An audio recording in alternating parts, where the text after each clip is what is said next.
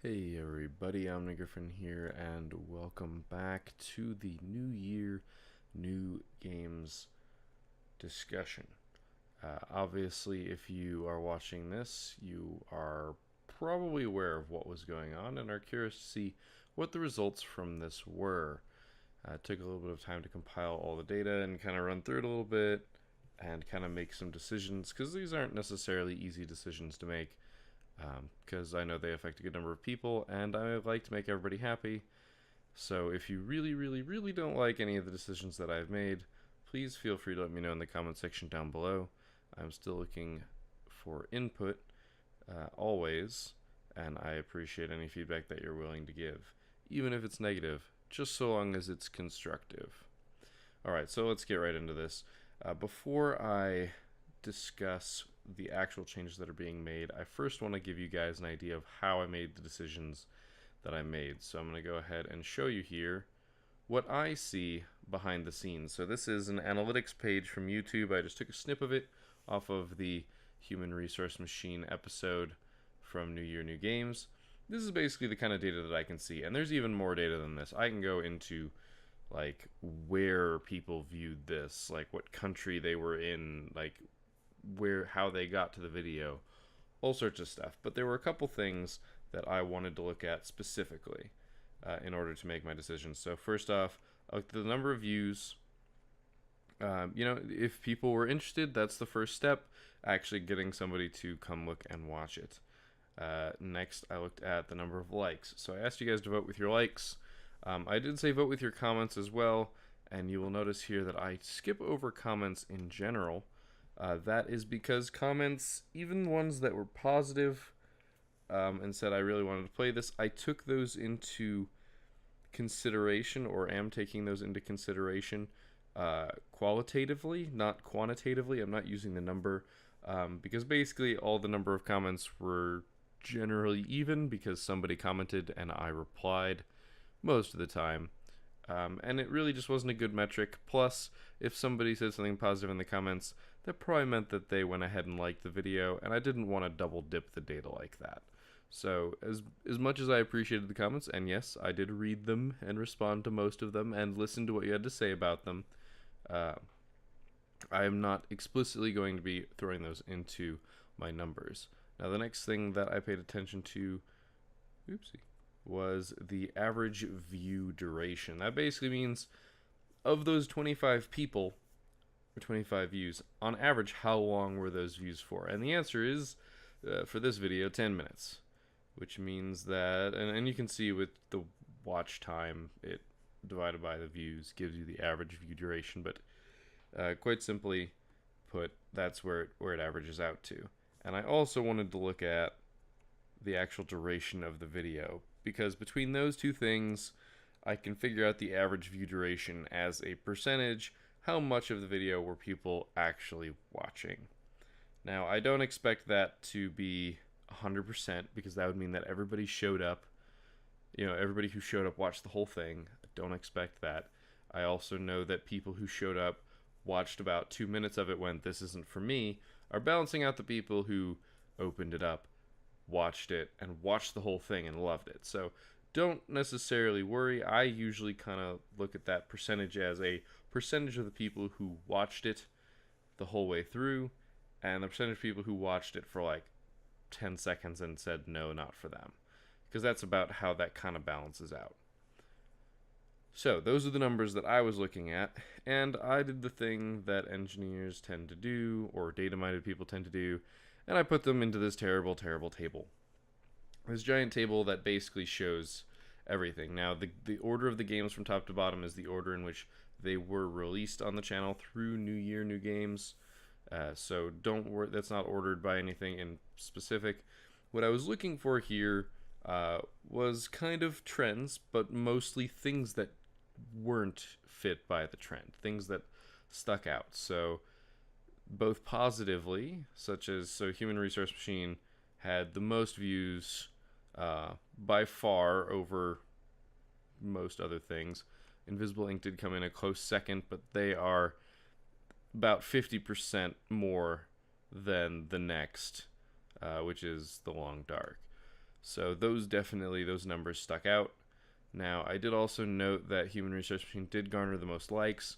Granted, your range between 0 and 3 likes, very, very small range.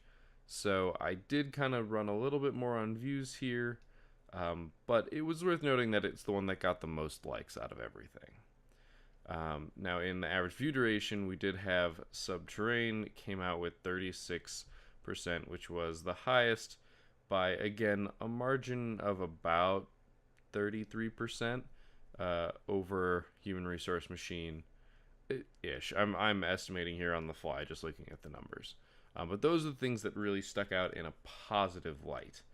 Those are the three games that people seem to like a little bit more than others, just based on the raw data alone. I did also look for things in the negative connotation. Now, if you've been looking at the numbers while I've been talking, you've seen them too. So, Planet Coaster had the fewest number of views, and Duskers had the shortest average view duration. It's also worth noting that Planet Coaster did have the second lowest average view duration as well.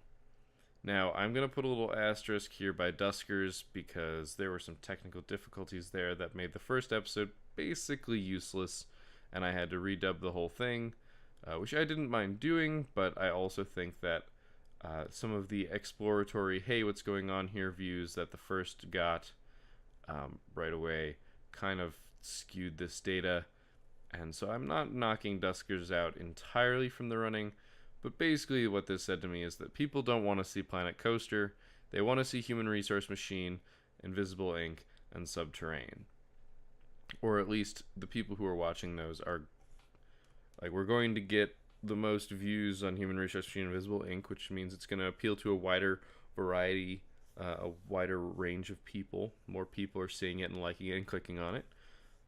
Which means that I'm pleasing more of the fan base. I mean, 25 is approximately 25% of you, so that's a quarter of you that like that, which at least liked it enough to check it out, or at least were interested in it. Arguably, 25% of that were actually interested enough in watching the whole thing. So, and Subterrane, obviously, the highest average view duration. The people who watched it really liked it, is what that basically means, or they were willing to watch more of it. So, yeah, that's how that basically translates out. Now, that's not to say that Sunless Sea, Divide by Sheep, Resident Evil 4, The Long Dark, and Hyperlight Drifter they didn't do poorly.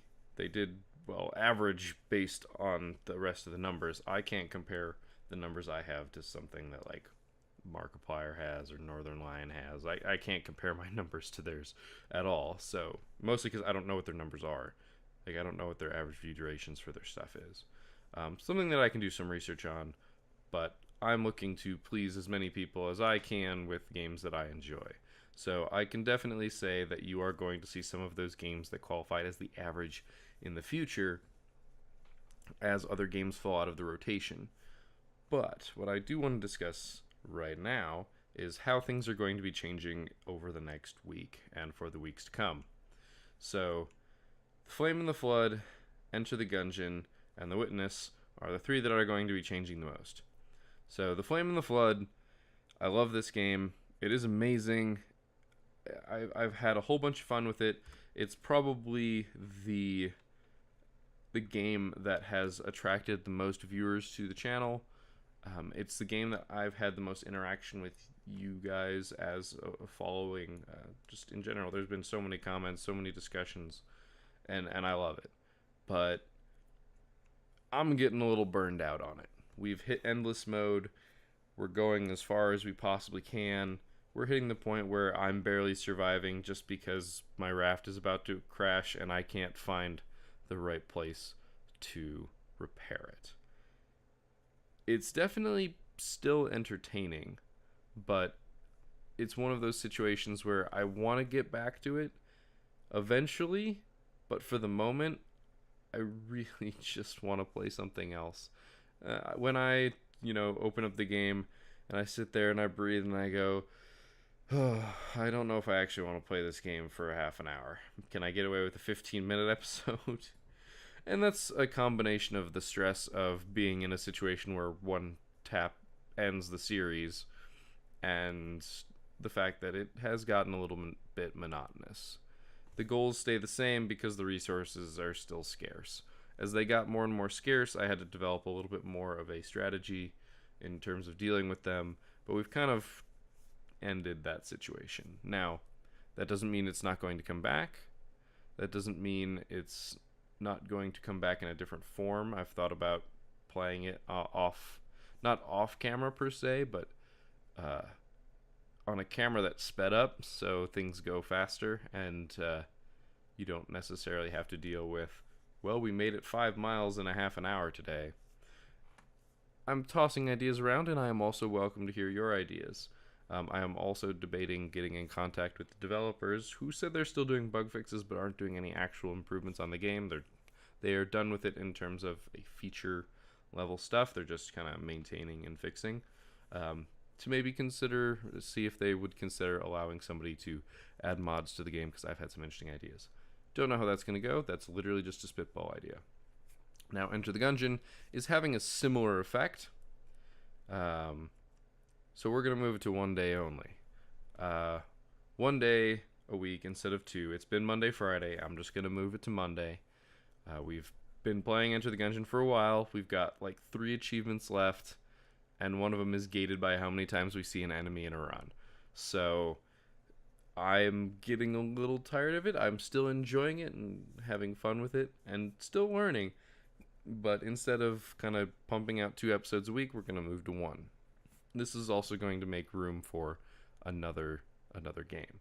And The Witness is almost over. I have actually, as of this moment, recorded all of the episodes of The Witness that are left. And I'm not going to tell you how many that is, because we're in the final challenge, and I don't want you to know how many it takes for me to finish it, because you'll find out in due time. But it's almost over, and when it leaves, there will be something to take its place. So what are these things that are coming to take the place? Well, The Flame and the Flood, as you may have noticed, should be coming out today, and didn't. Instead, an episode of Human Resource Machine came out. I still think this game is awesome. I still think this game is amazing. I'm looking forward to playing it some more. If you haven't checked it out, check out today's episode. Go back and check out the one on this playlist. It's a great game about learning how to code, and learning how to code to different standards, I guess. It's definitely a little bit of a puzzle game, but it definitely has a little bit of education in there as well. As a software engineer, it really jumps and pulls at my interests. Now, for Enter the Gungeon, on Friday, we'll be doing Subterrane instead. And it's just going to take the place on Friday of Enter the Gungeon. Nothing too crazy there. Looking forward to playing this one a little bit more. Don't know how long it's going to last. We'll see. But for now, it's definitely looking like it's going to be a fun play. And as for The Witness, as you probably may have guessed, the third game that had a high popularity, it had a green outline on the table. Invisible Ink is going to be taking the place of The Witness. I thought about ordering these in ways that were kind of similar to what they were before. Now, The Flame and the Flood and Human Resource Machine are kind of completely disparate, but Subterrane, there's some guns, there's enemies, there's kind of like that top-down feel. Figured it kind of fit the slot of Enter the Gungeon pretty well. And Invisible Ink is a puzzle game, as much as it is a turn-based stealth game that, to me, basically translate over to puzzle. Not quite the same, but similar enough. Now, as for everything else, Solus Project, Tumbleseed, and Heavy Bullets are still going to remain at their current days, and I'm still going to be releasing episodes of those for the foreseeable future. Heavy Bullets, I suppose if we beat the game randomly, I suddenly just get good, then maybe that series will end a little bit early too. But it's looking like it's going to be the new Receiver. If you have not seen me play Receiver, I don't know if I can recommend it, but it took me a lot longer to beat that game than I feel like it should have. So that's how those 3 are going to stay and keep going on their Thursday, Saturday, and Wednesday respectively. And then also the Binding of Isaac Afterbirth Plus is going to continue per usual, except for instead of being every day, it is going to be a Monday, Wednesday, Friday ordeal. I say ordeal in a loving fashion, but it will be an ordeal on those days. I just can't play it as much as I want to and get out the other episodes. So to give you guys a nice brief little summary here, Sunday, once everything transitions over, The Witness has some more episodes, but once it does, the schedule is going to look something like on Sunday, Invisible Ink, Monday, Enter the Gungeon, Tuesday, Human Resource Machine, Wednesday, Heavy Bullets, Thursday, The Solace Project, Friday, Subterrane, Saturday, Tumbleseed, and some Isaac, spattered in there just a little bit. So that's how all this is going to look. If you have any questions, comments, concerns, please leave them in the comment section down below. I'm definitely looking forward to playing some of these new games, seeing how they go. We're basically switching up almost half of the lineup, and I'm okay with it. I definitely like to play new games. I definitely like to try new things. And, you never know. Maybe one of these games turns out to be, the next big thing that everybody wants to watch me do. I don't know. But from the data that I got from the New Year, New Game stuff, this is how I am revamping the channel's lineup. And yeah, let me know what you think. Let me know what you're looking forward to seeing, and go watch it, I guess, when it comes out. Yeah, I'm pretty excited. I hope you guys are too. I've reached the point of rambling. I did not expect this video to be this long, but I'm okay with it. I hope that all my logic, all the way that I reached my conclusion is clear to you. I wanted that to be the case. I could have just thrown up this picture and been like, this is what I'm doing, have fun. Yeah, I hope you like it, but I wanted you guys to see that chain of logic and understand why I chose to do things the way I did. So, thank you all for watching. I will see you next time, but until then, keep your gears